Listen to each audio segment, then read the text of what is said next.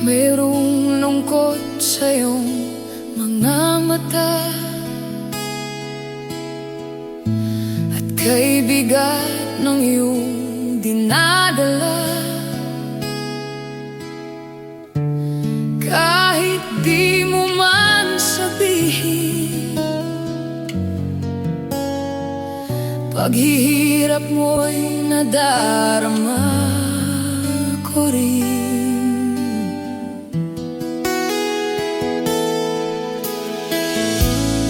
Narito ang mga palad ko, handang dumamay kung kailan.